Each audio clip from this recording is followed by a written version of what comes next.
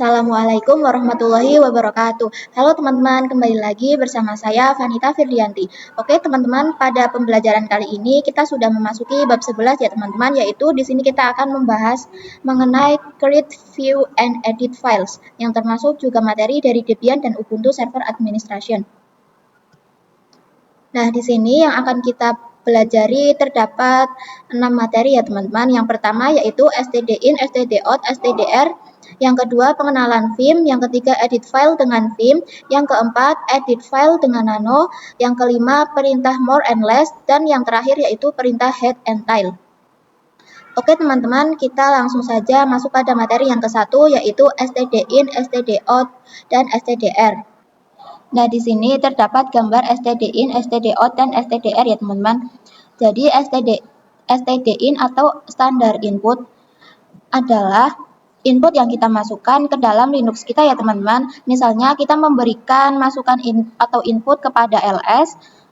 Nah, nanti pada saat proses penginputan itu dia akan mengeluarkan output. Nah, sedangkan outputnya itu bisa standar output atau standar error ya teman-teman. Nah, oke teman-teman, di sini saya sudah membuka terminalnya. Langsung saja di sini kita masukkan perintah ls.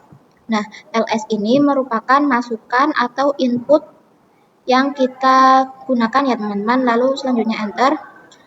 Nah, di sini terdapat desktop, dir A, dir B, dokumen, dan lain-lain ya teman-teman. Nah, ini merupakan outputnya yang kita gunakan tadi menggunakan standar input ls ya teman-teman. Lalu di sini saya akan membuat file dengan perintah touch task.txt.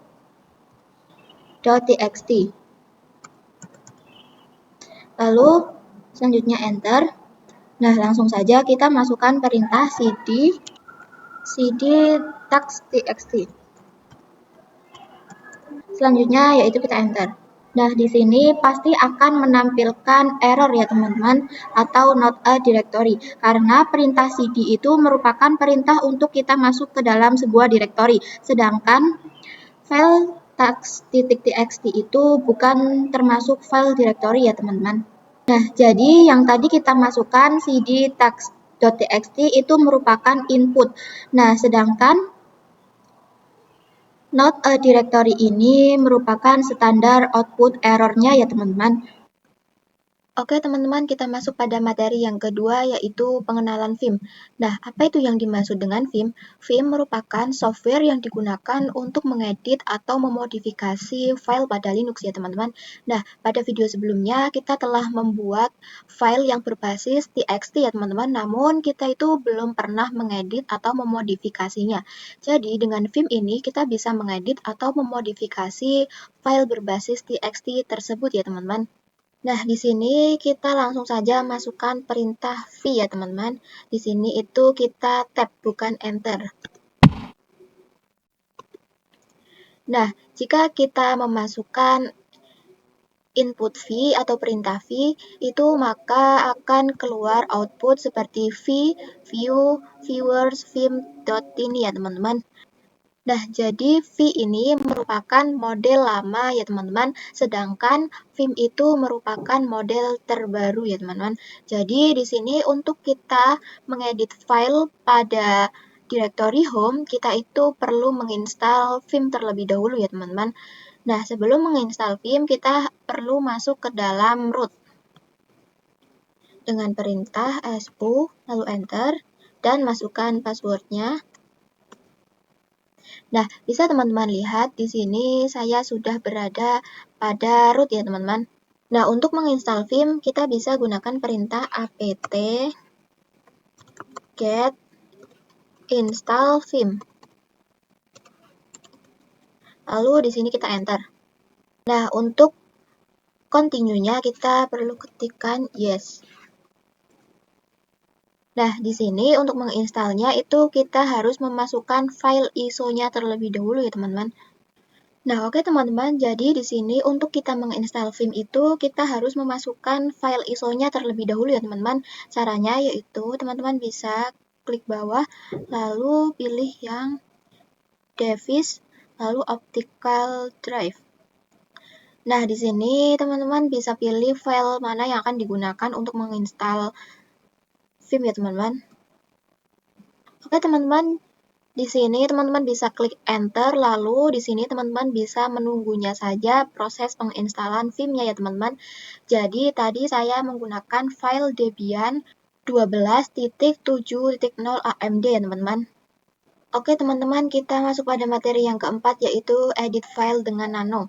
Nah, jadi di sini saya akan mengedit file check.txt ya teman-teman. Nah, sebelumnya kita harus masuk ke dalam root terlebih dahulu. SU lalu enter. Kita masukkan passwordnya. Nah, bisa teman-teman lihat di sini saya sudah berada di dalam root ya teman-teman. Nah, untuk mengedit file check.txt, teman-teman itu bisa gunakan perintah nano check.txt. Lalu di sini kita enter. Lalu di sini teman-teman bisa mengubah nama sesuai yang teman-teman inginkan ya teman-teman. Misalnya tes 1, tes 2, dan tes 3. Untuk meresetnya kita perlu gunakan shortcut CTRL plus X. Lalu kemudian klik Y. Lalu selanjutnya yaitu enter. Oke teman-teman, di sini kita masuk pada materi yang kelima yaitu perintah more and less.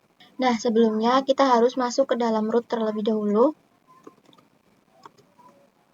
Nah, di sini saya sudah berada pada root ya teman-teman. Lalu selanjutnya di sini kita masukkan perintah cat var log boot.log. Nah, di mana di sini saya akan melihat isi file boot.log ya teman-teman, di mana file ini berada di dalam log, sedangkan log itu berada di dalam var ya teman-teman. Di sini kita enter.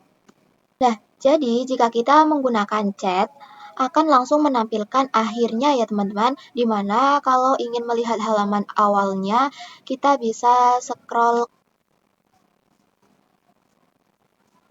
Nah, oke teman-teman, jadi di sini jika kita menggunakan chat, itu akan langsung menampilkan halaman akhirnya ya teman-teman.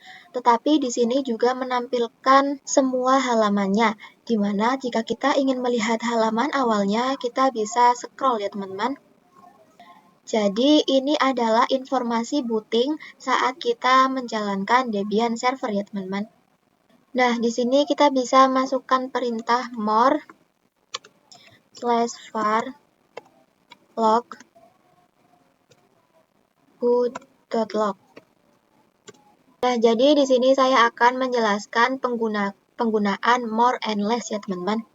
Nah, jadi jika kita menggunakan perintah more itu akan langsung menampilkan halaman paling atas dari outputnya ya teman-teman. Akan tetapi kalau kita menggunakan cat langsung menampilkan bagian halaman paling bawah ya teman-teman. Dan untuk melihat halaman ke atasnya itu kita harus scroll terlebih dahulu. Sedangkan more itu langsung menampilkan halaman utamanya ya teman-teman. Nah, jadi ini gambarannya ketika kita menggunakan perintah more ya teman-teman, ini langsung menampilkan bagian paling atas atau paling awal ya teman-teman. Oke teman-teman, kita masuk pada materi yang terakhir yaitu perintah head and tail. Nah, jadi tadi kan sebelumnya kita telah menggunakan perintah cat var log boot.log untuk melihat isi filenya ya teman-teman. Lalu gimana nih tentang perintah head and tail?